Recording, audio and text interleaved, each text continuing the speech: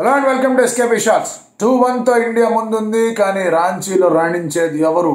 సమన్ చేసే ప్రయత్నంలో ఇంగ్లాండ్ ఉంది. వాళ్ళ 11ని కూడా అనౌన్స్ చేసేశారు.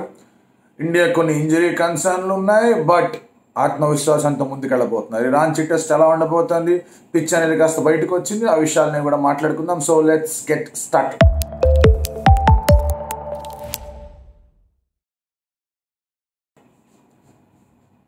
ఇంగ్లాండ్ ప్రతిసారి లాగానే వాళ్ళు 11ని వాళ్ళు ఆల్రెడీ డిక్లేర్ చేశారు.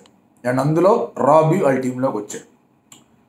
చాలామంది అనుకున్నారంటే ఆండర్సన్కి రెస్ట్ ఇవ్వచ్చు, యశస్వి చేశారు వాయు కొట్టాడు కాబట్టి ఆండర్సన్ కాస్త పక్కన పెడతారేమో అనుకున్నారు, కానీ ఆండర్సన్ని పక్కన పెట్టాలి. అండ్ అలాగే పిచ్ చూసిన తర్వాత మీరు క్షుణ్ణంగా దాన్ని పరిశీలిస్తే కొంచెం మాయిశ్చర్ ఉన్నట్టు కనిపిస్తుంది. కాస్త మంచి స్పైస్ ఉంది ఆ పిచ్లో. స్పిన్ తిరుగుద్ది, డౌటే లేదు. బట్ న్యూ బాల్తో especially on the first day first session, ఆ తర్వాత రోజుల్లో ఈ డిపెండ్స్ ఆన్ కవర్స్ మాయిశ్చర్, కానీ ఫస్ట్ డే ఫస్ట్ సెషన్కి సంబంధించి న్యూ బాల్తో కాస్త ఊపందించే అవకాశాలు ఉన్నాయి ఫాస్ట్ బౌలర్కి. అండ్ దానివల్ల వాళ్ళు ఏమైనా డెసిషన్ తీసుకున్నారా ఆండర్సన్కి సంబంధించి అనిపించింది, కానీ ముందు నుంచి ఆండర్సన్ ఉంటాడనే ఒక మాట మాత్రం వచ్చింది. మార్కుడ్ని కాస్త జాగ్రత్తగా వర్క్లోడ్ మేనేజ్మెంట్ చేస్తూ ఉంటారు, ఎందుకంటే అతను ఇంజరీ ప్రోన్ ఒకటిను బౌలింగ్ వేయడం కన్నా బౌలింగ్ వేస్తూ పడిపోవడం ఎక్కువ ఉంటాయి అతని దగ్గర. వేసినప్పుడు బాగానే వేసాడు, లాస్ట్ మ్యాచ్లో అదరగొట్టాడు. సో ఎక్స్పెక్టేషన్ వాస్ తను ఉంటాడని, but they are preserving. So Robbie వచ్చాడు టీంలోకి. స్టోక్స్ కూడా ఒక స్టేట్మెంట్ అనేది ఇచ్చాడు, ఏంటంటే నేను వేసి చూశాను, కొంచెం బౌలింగ్ వేయడానికి ఓకే, అది ఇది అన్నట్టు ఏదో కొంచెం స్టేట్మెంట్లు ఇచ్చాడు. సో తను బౌలింగ్ వేస్తే మూడో పేసర్ కూడా ఉన్నాడు, రేహాన్ అహ్మద్ని పక్కన పెట్టారు. ఎందుకంటే అతను ఒక వీక్ లింక్ భావించారు. ఆల్దో అతను బాగానే బౌలింగ్ వేసినా కూడా అతన్ని వీక్ లింక్ అనుకున్నారు. అండ్ దాంతో ఈ బౌలింగ్ అనేది ఎలా ఉంది, ఎలాగో జో రూట్ రూపంలో వాళ్ళకి స్పిన్నర్ ఉన్నాడు కాబట్టి ఆ ఆలోచనలు చాలా క్లియర్గా వాళ్ళకి కనిపిస్తూ ఉన్నాయి. వాళ్ళకున్న ప్రధానమైన సమస్య ఏంటంటే, ఇండియాకి ఇంగ్లాండ్ టీం వచ్చిందంటే they are best player of spin ఎవరు? జో రూట్ సాధించిన పరుగుల కన్నా అతను వేసిన ఓవర్లు ఎక్కువ. ఇదేం కావాలరా స్వామి, ఎలాగైనా సరే జో రూట్ కొట్టాలి అని చెప్పేసి వాళ్ళు ఆలోచిస్తున్నారు. అప్పటికే కొంతమంది ఏమన్నారంటే ఈ బ్యాస్ బాల్ వల్ల జో రూట్కి వర్కౌట్ కావట్లేదు ఏదో మాట్లాడారు, కానీ బ్యాస్ బాల్ తర్వాత తన యావరేజ్ 2 ఇంతలు పెరిగింది. 2 ఇంతలు కాదు, 2 పాయింట్లు పెరిగింది. 49-48 దగ్గర నుంచి 50-51 మంచికి వెళ్ళింది తన యావరేజ్. ఆ షాట్ ఆడటం వల్ల కాస్త క్రిటిసిజం మూట కట్టుకున్నాడు. అండ్ చాలామంది ఈ స్టైల్ ఆఫ్ బ్యాస్ బాల్ని అందరూ కూడా దుమ్మెత్తిపోసారు, ఎందుకంటే ఎప్పుడో ఒకప్పుడు టెస్ట్ మ్యాచ్లో ఇది వర్కౌట్ కాదు అని నమ్మే వాళ్ళ సంఖ్య చాలా ఎక్కువగా ఉంది కాబట్టి వాళ్ళు అలాంటి మాటలు అన్నారు. జో రూట్ మీద ప్రెషర్ ఉంది, కానీ టీమ్ ఈజ్ బ్యాకింగ్. అతను రాణించాడంటే కనుక మిడిల్ ఆర్డర్లో వాళ్ళకి చాలా గట్టి బలం ఉంది. ఆలీ పోప్ ఒక ఇన్నింగ్స్ ఆడాడు, మళ్ళీ అలాంటి ఇన్నింగ్స్ ఆడతాడంటే చెప్పడం కష్టమే. స్టోక్స్ ఎప్పుడన్నా ఆడే అవకాశాలు ఉన్నాయి. ఆల్రెడీ తను ఆ కౌంటర్ అటాకింగ్ ఇన్నింగ్స్ ఆడడానికి నిర్ణయించుకొని ఉన్నాడు. బేర్స్టో దగ్గర నుంచి కూడా రన్స్ రాలేదు. బైరిబాబు కూడా కొంచెం తన బ్యాట్కి పని చెప్తే బాగుంటుందన్న ఆలోచనలో వాళ్ళు ఉంటారు.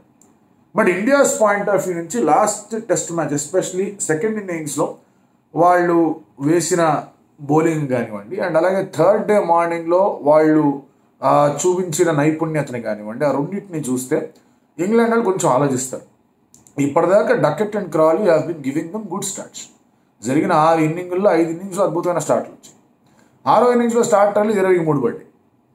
ఆ స్టార్ట్ రాకపోవడానికి కారణం ఇండియా అద్భుతంగా బౌలింగ్ చేసింది, రన్అట్ అయ్యారు, ఇవన్నీ విషయాలు పక్కన పెడితే కనుక ఇండియా అండర్స్టూడ్ టు బౌల్ ఏ లెన్స్ అనేది, what lengths to bowl to which batsmen అనేది ఓపెనింగ్ బ్యాటర్స్లో ఇండియాకి అర్థమైంది. క్రాలీ సాధారణంగానే కొంచెం టైం తీసుకొని ఆడతాడు, తను మంచి షాట్లు తగిలిస్తాడు, మంచి ప్లేయర్ ఆఫ్ స్పిన్, మంచి ప్లేయర్ ఆఫ్ ఫాస్ట్ బౌలింగ్. కానీ డకెట్ కొంచెం గట్టి వేగంతో ఆడే ప్లేయర్. డకెట్ని కనుక ఆపారు అంటే కనుక కొంచెం అతని దగ్గర నుంచే తప్పిదాలు జరుగుతాయి అనేది కనిపిస్తూ వచ్చింది అతని career. Of course last time India వెళ్ళినప్పుడు అతన్ని పూర్తిగా పిప్పి చేసి పంపించారు. ఆ తర్వాత తను మంచిగా రాణించాడు, స్పిన్ ఆడటం నేర్చుకున్నాడు, యావరేజ్ పెంచుకొని వచ్చాడు, ఇప్పుడు బాగా ఆడుతున్నాడు. సో ఇక్కడ ఛాలెంజ్ అనేది అగైన్ ఇండియాకి బుమ్రాకి రెస్ట్ ఇచ్చారు కాబట్టి ఇనిషియల్గా వేసే న్యూ బాల్ బౌలర్స్ ఎవరైతే ఉందో, న్యూ బాల్ బౌలర్స్ అంటున్నారో ఫాస్ట్ బౌలర్స్ అనట్లేదు, ఎందుకంటే ఇక్కడ India might actually go with 1 fast bowler and spinners. ఆ ఒక ప్లాయ్ మంచిది కాదు, నేను ఎప్పుడు చెప్పేదే. కాకపోతే there is no Bumrah, India is forced to take that route అనిపిస్తుంది. బట్ సరే ఉన్నారు, ఇప్పుడు ముఖేష్ పంపించారు, ముఖేష్ని ఇంక్లూడ్ చేశారు టీంలో. ఆకాశ్దీప్ లాంటి వాళ్ళు ఎలాగో ఉండనే ఉన్నారు. సిరాజ్ మే ఎట్లాగో ఉన్నాడు టీంలో, సిరాజ్ ఖచ్చితంగా ఉంటాడు 11లో. సిరాజ్తో పాటు ఎవరు ఉంటారు అనేది ఒక పాయింట్. అండ్ అశ్విన్ వచ్చేస్తాడు, కుల్దీప్ ఉన్నాడు, తర్వాత జడేజా, ఎలాగో వీళ్ళు ముగ్గురు ఆడతారు. ఆ 5వ బౌలర్ అక్షర్ పటేల్ని తీసుకొస్తారా, లేదంటే ఇంకొక ఫాస్ట్ బౌలర్ ఆడిస్తారా అనేది సమస్య. I will not be surprise if they go with 1 fast bowler. జనరల్గా అది చేయకూడదని నేనే అంటూ ఉంటాను, కానీ ఇటువంటి పిచ్ మీద బుమ్రాకి రెస్ట్ ఇచ్చారు కాబట్టి అది చేశాను నేనే ఆశ్చర్యపోను. ఎందుకంటే అక్కడ పక్కన ఉన్న వాళ్ళు ఎవరు కూడా ఎక్స్పీరియన్స్డ్ క్యాంపెయినర్స్ కాదు. సో మళ్ళీ సరే ఏం చేద్దాంలే, ఏం ఆలోచనలే అని చెప్పి ఫాస్ట్ బౌలర్ తీసుకొచ్చుకుంటే అది చాలా గట్టి పరీక్ష అవుతుంది, which is what England will try and target.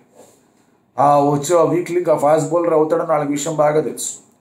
So అటువంటి టార్గెట్ చేసే విధానంలో అతను రూమ్ బాల్తో బౌలింగ్ వేస్తాడలే అనేది కూడా ఒక ప్రశ్నే. 2 ఓవర్లు వేయించి చూద్దాంలే అనే ఆలోచన రోహిత్ శర్మకు ఉంటుంది. అది ఇమీడియట్గా అశ్విన్కి ఇచ్చేద్దాం, ఈ డకెట్ కొంచెం వేషాలు వేస్తున్నాడు, అశ్విన్కి అప్పచెప్పేస్తే అయిపోయింది, 500 కూడా 251 లెఫ్ట్ హ్యాండర్లవే ఉన్నాయి, ఈ డకెట్ని కూడా అట్లాగే ప్యాక్ చేసి పంపించేస్తే పని అయిపోద్దని అనుకుంటే ఆ అగ్రెసివ్ రూట్ ఆఫ్ క్యాప్టెన్సీ కూడా ఎంచుకోవచ్చు, which is what I want. Aggressive root of captaincy అనగానే ఫీల్డ్ అంతా దగ్గర పెట్టేసి ఒక అడిగేస్తే ఫీల్డర్ ఉన్నట్టు కాకుండా ఇన్అవుట్ ఫీల్డ్ పెట్టి అతని ఈగో మీద ఛాలెంజ్ చేయాలి, నువ్వు ఆడి చూపియాలి. అటువంటి విషయాల్లో బౌండరీస్ డ్రై అయినప్పుడు రన్స్ డ్రై అయినప్పుడు వికెట్లు వస్తాయి. But India will also be worried that ఒకవేళ జో రూట్ కానీ పోప్ కానీ తర్వాత బెయిర్స్టో కానీ స్టోక్స్ కానీ అందుకున్నారంటే ఫామ్ కొంచెం జాగ్రత్తగా ఉండాలి. సో రెగ్యులర్ ఇంటర్వెల్స్లో వికెట్లు తీయడం వాళ్ళకి కావాలి. అండ్ దానివల్ల మొత్తం స్పిన్నర్ల మీద రిలై కాకుండా ఉన్న ఫాస్ట్ బౌలింగ్ ప్రత్యామ్నాయాలు కూడా వర్కౌట్ కావాలని కోరుకుంటారు. Siraj has been phenomenal last test మ్యాచ్లో, అతని దగ్గర నుంచి అదే రీతిలో పర్ఫార్మెన్స్ కోరుకుంటారు. అదొకటి. రెండో ఆస్పెక్ట్ బ్యాటింగ్ విషయంలోకి వచ్చేస్తే కనుక ఇక్కడ ప్రధానమైన సమస్య ఇండియాకి ఎక్కడ ఉంది అనేది మనం మాట్లాడుకుంటే మిడిల్ ఆర్డర్లో మళ్ళీ ఇన్ఎక్స్పీరియన్స్తోనే వెళ్తున్నారు. సర్ఫరాజ్ ఎంత బాగా ఆడింది ఒక మ్యాచే, అది గుర్తుపెట్టుకోండి, ఆడింది ఒక మ్యాచే. So definitely he's very new. అతని మీద మళ్ళీ వీళ్ళు ఇంత గట్టిగా ఆడుతున్నారు కాబట్టి వాళ్ళు కూడా కాస్త గట్టిగానే ప్రయత్నాలు హోంవర్క్లు చేసుకొని దిగుతారు సర్ఫరాజ్ బ్యాటింగ్కి రాగానే. సో అతను ఎట్లా కోపప్ అవుతాడు with that huge debut. First ఇన్నింగ్స్లో తనే ఫస్ట్ టెస్ట్ మ్యాచ్ తనే సెంచరీలు చేసేలాగా సెంచరీ కొట్టకపోయినా కూడా ఆ ఇంపాక్ట్ మామూలుగా చూపించలేదు. 2 ఇన్నింగ్స్లోనూ ఛాన్సెస్ ఇచ్చాడు, వికెట్లు తీసే ఛాన్సులు కూడా ఇచ్చాడు బౌలర్కి. సో ఇప్పుడు ఒక రెప్యుటేషన్తో, ఒక నమ్మకంతో, తను ఆడతాడని ఒక ఆశతో, ఆడేస్తాడులే అని ఒక ఆశకి నమ్మకానికి మధ్య ఉన్న ఒక సన్నటి దారం పట్టుకొని ఉన్నారు అందరూ కూడా. సో అక్కడ ఎట్లా ఆడబోతున్నాడు సర్ఫరాజ్ అనేది ఇంకొక big question. KL Rahul is ruled out. ఈ టెస్ట్ మ్యాచ్ కూడా, నెక్స్ట్ టెస్ట్ మ్యాచ్ కూడా మోస్ట్లీ రూల్డ్ అవుట్ అయ్యే అవకాశాలు గట్టిగా కనిపిస్తూ ఉన్నాయి. సరే, దాని గురించి తర్వాత మాట్లాడుకుందాం. సో ఇప్పుడు ఇటువంటి ప్రక్రియ జరుగుతూ ఉన్న నేపథ్యంలో ధ్రువ్ జురేల్ కానీ సర్ఫరాజ్ కానీ వీళ్ళిద్దరు వెరీ వాళ్ళ మీద అటాక్ అనేది కనిపిస్తుంది. అండ్ అలాగే శుభ్మన్ గిల్ బాగానే ఆడాడు. సెకండ్ ఇన్నింగ్స్లో 91 కూడా రన్అట్ వెళ్ళాడు పాపం. రన్అట్ కాకుండా ఉంటుంటే తను కూడా 100 కొట్టేవాడని చెప్పేసి ఎక్స్ప్రెషన్ నాకు తెలిసింది. బట్ తన ఫస్ట్ ఇన్నింగ్స్లో కూడా బాగా ఆడాల్సిన అవసరం. ఈ 2 టెస్ట్ మ్యాచ్లోనూ సెకండ్ ఇన్నింగ్స్లోనే ఆడాడు. పుజారా ఎలాగైతే సెకండ్ ఇన్నింగ్స్లో ఆడేవాడు, శుభ్మన్ గిల్ కూడా అదే నెంబర్ 3కి వచ్చి సెకండ్ ఇన్నింగ్స్ ఆడడం మొదలుపెట్టాడు. పుజారా స్టార్టింగ్ ఆఫ్ హిస్ కెరీర్లో ఫస్ట్ ఇన్నింగ్స్లోనూ అదరగొట్టాడు. శుభ్మన్ గిల్ అదరగొట్టాల్సిన అవసరం. శుభ్మన్ గిల్ నుంచి వచ్చిన బెటర్ నాక్స్, చాలా ఎక్కువ 50 దాటి వచ్చిన నాక్స్ అని కొంచెం సెకండ్ ఇన్నింగ్స్లో వచ్చిన నాక్లాగా కనిపిస్తున్నాయి. ఫస్ట్ ఇన్నింగ్స్లో ఒకటి నాక్స్ కూడా ఉన్నాయి, డౌట్ లేదు, కానీ ఇలా ఉన్నాయి. సో అతని దగ్గర నుంచి కొంచెం సుదీర్ఘమైన ఇన్నింగ్స్ అనేది రావాలి. రోహిత్ శర్మ బాగా ఆడాడు, అది కొనసాగించాలని కోరుకోవాలి. ఎస్పెషలీ బాల్ తొందరగా టర్న్ అవ్వడం మొదలుపెట్టింది అంటే, ఒకవేళ ఆ న్యూ బాల్ కనుక అంతగా స్వింగ్ గింగ్ అయ్యి వికెట్లు పడకపోతే ఇమ్మీడియట్గా ఆ న్యూ బాల్ అనేది స్పిన్నర్లకు ఇచ్చేయచ్చు. ద రీజన్ ఈజ్ పిచ్ ఇంకా ఫ్రెష్గా ఉన్నప్పుడు ఆ గ్రిప్తో పాటు బాల్ మూవ్మెంట్ కూడా షార్ప్గా ఉంటుంది. ఆ మూవ్మెంట్ షార్ప్గా ఉన్న తరుణం అనేది ఏ బ్యాటర్స్ కన్నా ఇబ్బంది కలిగించే అంశం, విత్ బాల్ బీయింగ్ హార్డ్ అండి. అక్కడ యూనిట్ రోహిత్ శర్మస్ ఎక్స్పీరియన్స్, ఎందుకంటే స్పిన్ అతని కన్నా బాగా ఆడాలి. సో అతను ఉండాలి. యశస్వి జైస్వాల్ బాగా ఆడాడు, 2 టెస్ట్ మ్యాచ్లో 2 డబుల్ సెంచరీలు కొట్టాడు. అతని దగ్గర నుంచి ఇన్నింగ్స్ రావాలని కోరుకుంటారు. బట్ మరీ ముఖ్యంగా మనం మాట్లాడుకుంటే కనుక రజత్ పట్టిదార్ అనే క్యారెక్టర్ ఫస్ట్ టెస్ట్లో ప్రామిస్ చూపించాడు, సెకండ్ టెస్ట్లో స్కోర్ బోర్డ్ని కదల్చకుండా వెళ్ళిపోయాడు. సో అతని మీద ప్రెషర్ ఉంటుంది. కొన్ని వార్తలు వినిపిస్తున్నాయి అతని ప్లేస్లో అక్షర్ పటేల్ తీసుకొద్దామని. అది చేస్తే కనుక బౌలింగ్ కొంచెం ఎక్కువ వద్దే కానీ బ్యాటింగ్ ఏమాత్రం హెల్ప్ కానీ అంశం మోస్ట్లీ అది జరగదు. బట్ ఒకవేళ జరిగిందంటే కనుక రజత్ పట్టిదార్ కెరియర్కి ఒక పెద్ద ఇబ్బందికరంగా మారుతుంది. బట్ ఐ థింక్ ఈ should be given a go. అతనికి ఛాన్స్ ఇచ్చారంటే అతనికి ఇది సువర్ణమైన అవకాశం. ఓవరాల్గా మనం ఈ టెస్ట్ మ్యాచ్ గురించి మాట్లాడుకుంటే కనుక India would like to finish off the series ఇక్కడే, ఎందుకంటే దానివల్ల ఊరట అనేది ఉంటుంది. First point. నెక్స్ట్ పాయింట్, 4వ టెస్ట్ మ్యాచ్లో ఇంకా ఇంగ్లాండ్ మరీ డెస్పరేట్ మెజర్స్ తీసుకునే విధంగా పంపించేస్తారు వాడిని. అండ్ అలాగే వాళ్ళకి ఎలాగో వరల్డ్ టెస్ట్ ఛాంపియన్షిప్ మీద ఆశలు కూడా పోతాయి. ఈ టెస్ట్ మ్యాచ్ పోయిందంటే ఇంగ్లాండ్కి, ఆడ ఆస్ట్రేలియాతో పోయింది వాళ్ళకి, ఇంగ్లాండ్తో కూడా పోయింది అంటే కనుక నంబర్లు తక్కువ ఉంటాయి అండ్ అక్కడి నుంచి రైజ్ అవ్వడం కష్టంగానే కనిపిస్తుంది. ఇండియా విషయానికి వచ్చేస్తే కనుక ఈ టెస్ట్ మ్యాచ్ గెలిచిందంటే మళ్ళీ వరల్డ్ టెస్ట్ ఛాంపియన్షిప్ సైకిల్లో 2వ స్థానానికి వెళ్తారనుకుంటా మోస్ట్లీ. అండ్ అలాగే నెక్స్ట్ టెస్ట్ మ్యాచ్ కొంచెం హ్యాపీ మైండ్ సెట్తో వెళ్తారు. So lots to play. And రాంచీలో డెఫినెట్లీ ఇప్పుడున్న పిచ్ పరంగా చూస్తే కనుక ఇనిషియల్ 6-7 అవర్స్ ఫాస్ట్ బౌలర్కి హెల్ప్ అయినా ఆ తర్వాత మాత్రం spin will come into play. Ball కొంచెం సాఫ్ట్ అయిన తర్వాత పిచ్ ఎలా ఆడుతుంది. అండ్ స్పిన్నర్ని బాగా ఆడే బ్యాటర్స్ అక్కడ ఉన్నారు, ఇక్కడ కూడా మెల్లిమెల్లిగా పుంజుకొని బాగా ఆడుతున్నారు స్పిన్నర్లు ఆడే బ్యాటర్స్. అండ్ ఈ ఒక్క మ్యాచ్లో India should out bat England. Last మ్యాచ్లో అదే జరిగింది. వాళ్ళు స్పిన్నర్లు మన వాళ్ళు బాగా ఆడారు, మన వాళ్ళు ఆడలేకపోయారు, పక్కకి వెళ్ళిపోయారు. ఈసారి మన స్పిన్నర్లు వికెట్లు తీయాలి. ఫస్ట్ టెస్ట్ మ్యాచ్లో చూసుకుంటే కనుక వాళ్ళ స్పిన్నర్లు బెటర్గా బౌలింగ్ చేశారు స్టాటిస్టిక్స్ ప్రకారం, కానీ బ్యాటింగ్ మన వాళ్ళు చాలా దారుణంగా చేశారు ఆట తీరు ప్రకారం. అందుకే వాళ్ళకి ఎక్కువ వికెట్లు. Let us see how things go. మీరేమనుకుంటున్నారు?